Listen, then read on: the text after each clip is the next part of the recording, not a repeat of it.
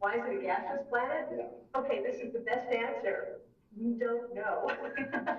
We used to think we knew. When I was in college and graduate school, when I first started working at JPL, the only planets that we knew of were here in our solar system. And that was included Pluto at the time. I think Pluto's a planet again now. Yay. Okay. I think that was an April Fool's. Okay, yeah, it's working, it's still working. Okay, at any rate, the only planets that we knew of were in our own solar system. And so we looked and we said, okay, all those hard rocky planets like Mercury, Mars, Venus, and Earth, they're all pretty close to the sun. And all the big gaseous ones like Jupiter and Saturn and the other ones are located further out. So we think we know what's going on. All of the stuff that is really rocky, well, it was too warm, that goes to the sun, and so all of the gas got heated away and it boiled away, and meanwhile out near Jupiter and Saturn and further out, that was cooler, so you could have all of these gases. And then we started finding planets around other stars, and we found out that there are some of these big gassy planets that are orbiting in close to their central stars. And we said, oops, we really don't know what's going on here. So that actually is the great answer. We don't know. And some of those are much closer than Mercury orbits our own sun, right? Yeah. They're very close to the parent stars. Yeah. So keep that in mind as you're learning science. You're learning what we know now today, but you need to keep learning because as our knowledge expands with technology, It could all be wrong. It could all be wrong, yeah. That's right. And of course, we do have to explain it, and the common front runners are that these big gassy planets and the orbiting of the stars close in actually formed much further out and migrated inwards. So if you talk to somebody working in this field now, they'll still say that yes, it's to do with where the planet formed, and the further away from the star, the colder it is. So the colder it is, you get things like solid ices, instead of just having rock. But yeah, people have to do a fast two-step basically to explain these extrasolar planets that were gas giants that were close into the stars.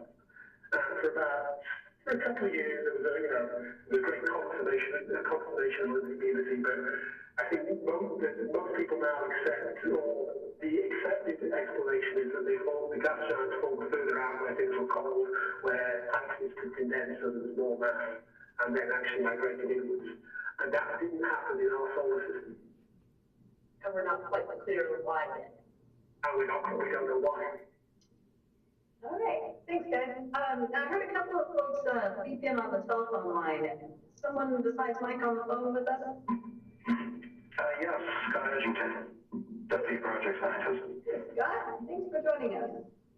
You may you feel free to chime in and answer some questions with us, all right? Okay. All right, anybody else on the phone?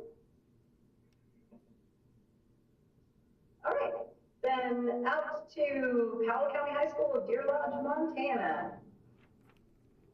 What evidence? You guys have a question for us? What evidence and data do you have regarding the origins and characteristics of methane on Titan?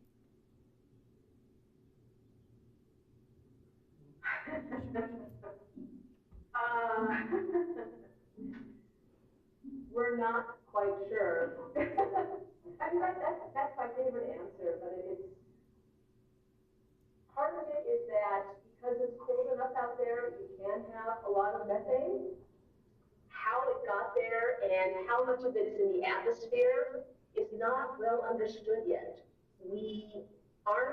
There seems to be a deficit of methane where we look at the atmosphere and we look at the lakes and the seas of liquid methane. And when people who are doing these models about how much methane there should be and how much should be detected, and people can correct me here if I'm wrong, but it seems that there's not quite enough. There appears to be some locked up somewhere. There's been some discussion about how some of that methane might be somehow stored within Titan's crust in some way.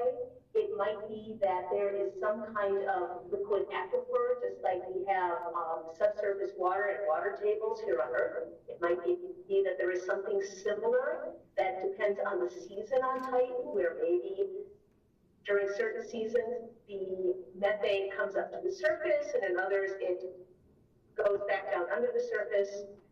We're not really quite sure, and that's why we're using a lot of these different results and all the different information from the different instruments and cameras so that we can try to figure out exactly what's going on there. And then we have a lot of people here at JPL who say, okay, now that we know what kind of constituents are in the atmosphere of Titan, and now that we know more about the temperatures, let's build a little tiny model Titan, which is just kind of a small cell where you replicate the same kind of conditions and see if we can get the same kind of atmospheric results.